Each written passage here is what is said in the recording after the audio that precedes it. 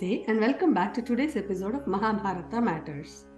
In the previous episode, we saw that Radheya had become Karna in Hastinapura.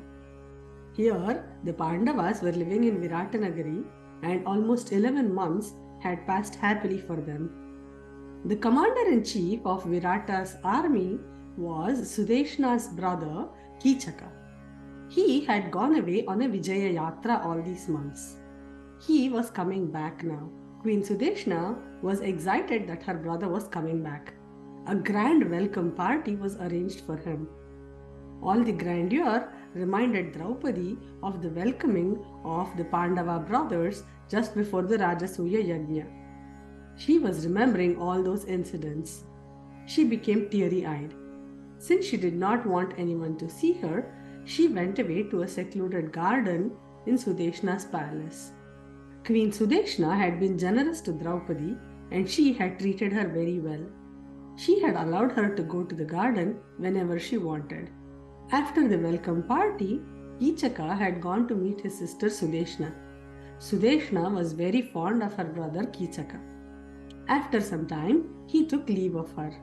While walking out of the palace, he was passing by the queen's garden. The fragrance of the flowers drew him as if by fate. He entered the garden and was strolling along.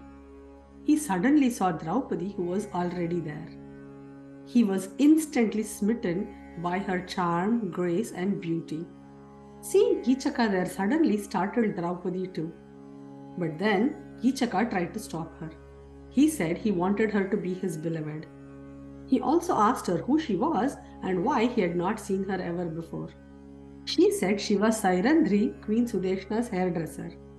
She said she was already married to 5 Gandharvas, but she was away from them due to a curse.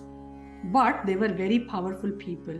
She warned him that they would kill him if they came to know about his behavior. Saying so, she escaped from there and went away. But then Kichaka was too smitten by her grace and charm. He went back to his sister's palace. He told her all about his love for Sairandri. He asked Sudeshna to help him win her love. Sudeshna tried to warn him. Even when Sairandri came to Viratanagari, she had already told her that her husbands would kill anyone who laid an evil eye upon her. Sudeshna was concerned for Kichaka. But Kichaka would not listen. He told her, "Send her to my quarters and I will win her love." Saying so, Kichaka went back to his palace. A week or so had passed.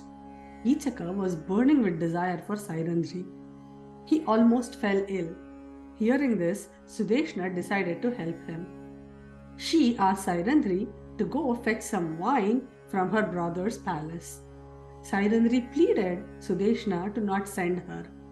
Sairandri conveyed about his evil intentions and said she did not want to go. But the queen would not listen. She sent her anyway. Having no choice, Draupadi went towards Kichaka's palace. Kichaka was thrilled to see her. He grabbed her by the hand. She somehow escaped. Now he laid his hands on her hair. Somehow, Draupadi escaped his grip and ran towards the court of Virata.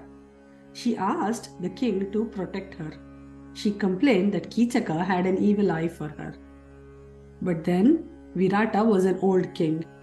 His commander-in-chief was Kichaka and he was too powerful. So, King Virata said he could not resolve a problem that he did not see. Kanka, who was with the king right there, was angered by this. Bhima, as Vallabha, had come there too. He was extremely enraged. Bhima was clenching his fists. Yudhishthira, with a glance, avoided him from acting upon it. Despite seeing the situation, they had to be quiet because time was not ripe. Their Agnatavasa would be exposed just before it was going to end. They had to be patient. Draupadi was enraged to see their inaction. But none of them had a choice. They had to wait. So, what are our takeaways from this story? When fate knocks on the door, wisdom goes out. Vinashakale viparita buddhihi. Draupadi warded him off. Kichaka would not listen. Sudeshna warned him, he still wouldn't listen. Another thing we notice is that dependence makes one weaker.